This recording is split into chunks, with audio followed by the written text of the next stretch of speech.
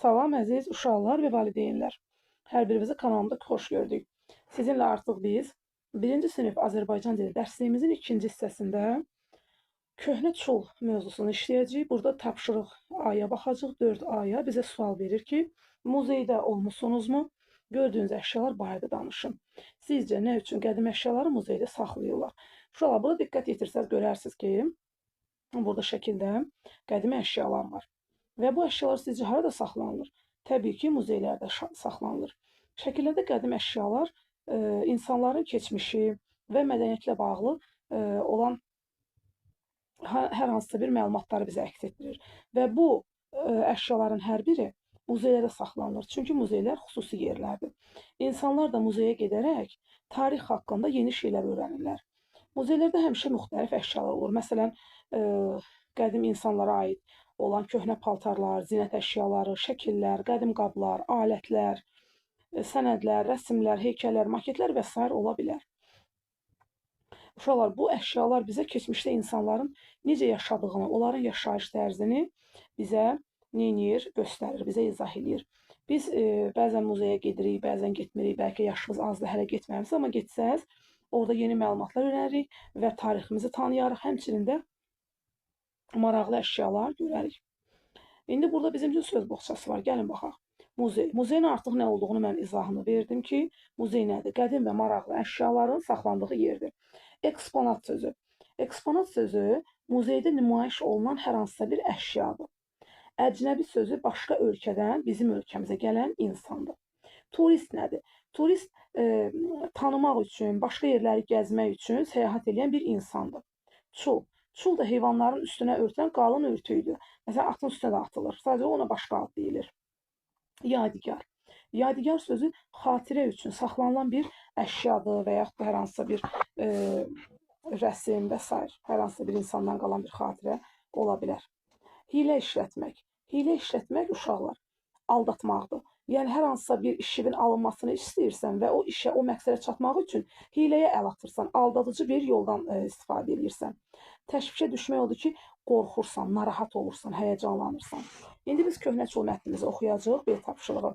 Bizə deyir ki, mətni oxuyun və mətndəki əsas fikri müəyyən edin. Biz sizlə birlikdə bunu müəyyən edəcəyik. Bir əcnəbi turist gəzintiyə çıxır. Yolda bir uzunqulaq görür. Uzunqulağın üstündə milli naxışlı qədim, köhnə bir çul var idi. Belə qədim əşyalar çox qiymətli hesab olunur.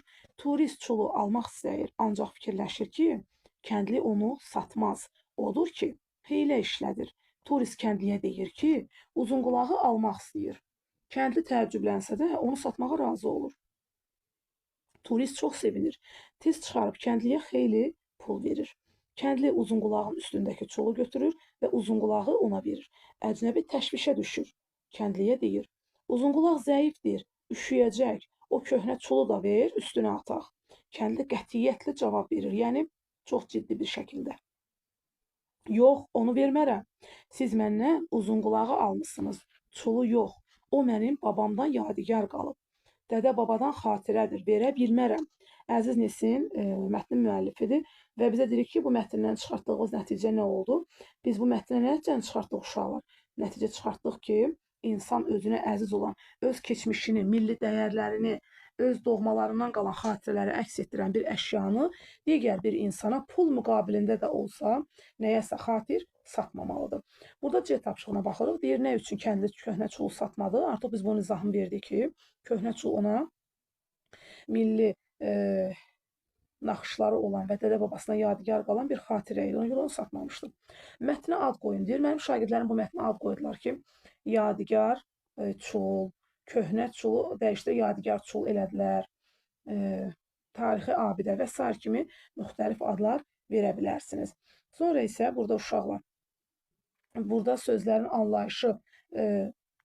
anlayışı bölməsi var. Burada bizə doğru və sözlərin yanlış olduğunu başa salır. Məsələn, muzey sözünü yazılışda yaza bilirik, amma biz onu müzey deyə yaza bilmərik. Bu səhv anlaşılar. Və yaxud da turist sözündə. Turist sözündə görürük ki, yazıda nə var? T var. Amma biz onu dediyimiz zaman T-nı deməyə bilərik. Amma yazıda mütləq şəkildə nə olmalıdır? T olmalıdır. Muzeydə olunan, turistdə T, eksponat sözündə eksponat deyə bilərik, amma eksponat yazılmalıdır. Burada bizə D tapşırığı var uşağa. D tapşırığı tam sərbəst bir tapşırıqdır, yəni ev tapşırığıdır.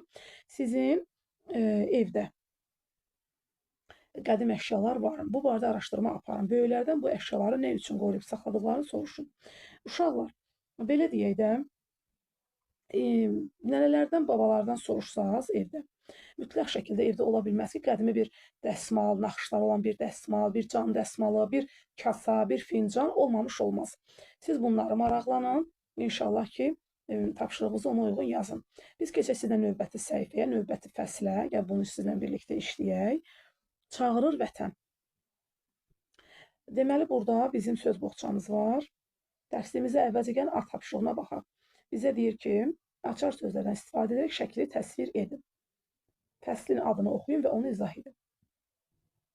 Deməli, açar sözlərimiz qəhrəman, əskər, ordu, düşmən, vətən, qorumaq sözləridir. Uşaqlar, biz şəkli təsvir edə bilərik ki, qəhrəmanlar cəsur, qorxmaz və yaxşı ürəkli insanlardır. Onlar çətin vəziyyətlərdə başqalarına kömək edirlər və düzgün qərarlar verirlər. Biz qəhrəmanları digər insanlardan fərqləndirən odur ki, onlar qorxmadan çətinliklə mübarizə aparırlar, ədalətlidirlər, doğru olanı seçirlər və ən əsası vətəni və insanları qoruyan insanlardır. Uşaqlar, qəhrəmanlar təkcə nağıllarda olmur. Onlar real həyatda da var. Məsələn, biz keçmişik artıq sizlə xilas edicilər, onlara kimi aid edə bilirik? Fövqəladə hallarda işləyən insanları, həkimlər, əskərlər, müəllimlər, hətta yaxşılıq edən uşaqlar özləri də qəhrəman ola bilərlər. Ümumiyyətlə, uşaqlar, siz bizim hansı qəhrəmanlarımızı tanıyırsınız? Və mən burada qəhrəmanımızın adını çəkməyə bir ehtiyac görmürəm. Çünki siz artıq heç bir qəhrəmanı, yəni əgər çox təəssüf tanımamış olsanız da, mütləq şəkildə bizim şəklimizdə burada təsvir olunan Mübariz İbrahimovu mütləq şəkildə özünüz tanıyırsınız. Və bütün nəinki biz, bütün Azərbaycan onunla fəxr edir. Onun qəhrəmanlığı ilə, onun cəsurluğu ilə fəxr edir. Və artıq onun adı bizim tarix kitablarımızda belə deyək, bir dastana dönmüş qəhrəman kimi hallanır. Deyir, B variantında, B tapşırığında bizə deyir ki, nəyə görə Mübariz İbrahimov kimi qəhrəmanlığımızla fəxr edirik? Uşaq, əlbəttə ki, biz onlarla fəxr etməliyik. Çünki onlar bizim Azərbaycanı qorumaq üçün nəinki vətəni müdafiə etmək, hətta könüllü formada. Biri var, məcburi çağrılır insanlar döyüş bölgəsinə müxtəlif yaş aralığında. Biri də var ki, könüllü şəkildə öz adına müharibə yazdırasan və ona ölməyini bilə-bilə, yəni öləcəyini bilə-bilə özünü düşmən qarşısına çıxardan və özünün ölməyini nəzərə almadan mümkün sayda erməni əskərlərini indirməyi, öldürməyi gözə alan bir insan mütləq şəkildə öz qəhrəmanlığı ilə seçilməlidir və biz də mütləq şəkildə onunla fəxr etməliyik, onu bütün dünyaya tanıtmağı özümüzə borc bilməliyik. Əvvəlcə söz boğçasına keçək. Burada var bizim üçün sözlər, niyyət. Niyyət nədir uşaqlar? İnsanın ürəyində tutduğu bir məqsəd olur, bir fikir olur, onu özü niyyət edir. Məsələn, niyyət edirəm ki, mən bu ali məktəbə qəbul olum. Qəm nədir? Qəm, qəmgin, yəni kədər, üzüntü hissi, qəm hissi bu deməkdir. Ordunu yəqin ki, bilirik, ordu ölkəmizi qoruyan əskərlərdən ibarət böyük bir hərbi qüvvədir. Fəxr etməkdir ki, sevinirsən kiminsə uğurları ilə öyünürsən, qürur duyursan, həm özünün, həm digərlərinin fərq etməz. İşğal etmək, sonuncu sözümüz söz boğçasında. İşğal etmək sözü bir yerə, yəni ələ keçirtmək, zorla sahib olmaq mənasında işlənir. İndi bizim bugünkü şeirimiz C tapşırığında görürsünüz ki, şeirimiz nədir? Çağırır vətəndir və bayaq da bizə dedi ki, və onu izah edin. Gəlin başlayaq biz şeirimizi əvvəlcə oxuyaq.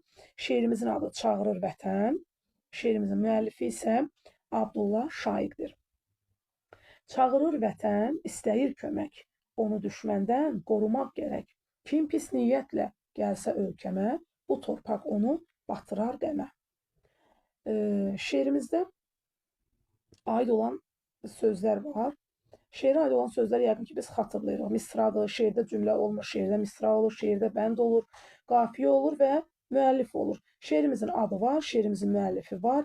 Bəndi 2 bənddir, hər bənd 4 misradan ibarətdir. Qafiyələnən sözlərimiz vətən, düşməndən, kömək gərək. niyyətlə, ölkəmə, qəmə. Bunlar da qafiyələnən sözlərdir. Və sözlərin yazılışı da burada rubrikasında doğru və yanlış var. Kömək sözünü mənim şagirdlərim artıq burada heç bir səhv etmirlər. Çox şükür. Yəqin ki, siz də artıq öyrənmisiniz. Sonu K ilə yazılan əksər sözlər y kimi deyilsə, K kimi yazılır. Kömək. Q da var.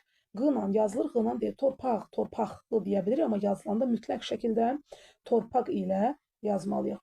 Burada uşaqlar Ç tapşırığında deyir ki, şeirdə qafiyələnən sözü seçib dəftərinizə köçürdüm, bir neçəsini də özünüz əlavə eləyin.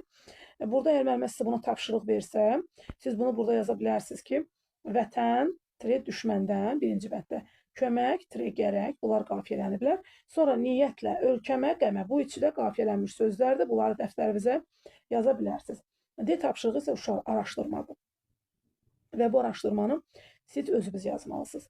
Hər birimiz işğal altında olan rayonlarımız haqqında yetəri qədər məlumatlarımız var. Və burada bizə geniş bir araşdırma etməyimizi istəmir. Sadəcə olaraq həmin yer adlarını dəftərimizdə yazmağımızı istəyir. Və mən elə bilirəm ki, siz özünüz sərbəst şəkildə bunu hətta valideyn köməyinə ehtiyac duymadan özünüz yaza bilərsiniz. Amma ən azından onların adlarını yaza bilərsiniz də. Yəni internetə baxmadan, yəqin ki, əzbər bilərsiniz ki, ardıcıllıqla həmin rayonlarımızın yer adlarıdır. Yer adlarının dəftərimizdə hansını yaza bilərik?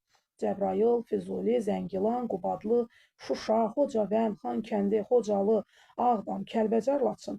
Ən azından bunların adlarını yaza bilərsiniz. Digər araşdırmanı isə geniş araşdırma istəsəz, işğaldan azad olunmuş tarixləri, hər bir yerin, yəni hər bir rayonumuzda olan əhali sayını da əlavə edə bilərsiniz. Bu bizim izahımız. Uşaqlar, hələlik bugünlük bu qədər kifayətdir. Bunun ardınca iş dəftərinin izahını çəkəcəm. Daha sonra isə yeni mövzudan izahlarını verəcəm. Hələlik uşaqlar, ümid edirəm sizin üçün yararlı oldu.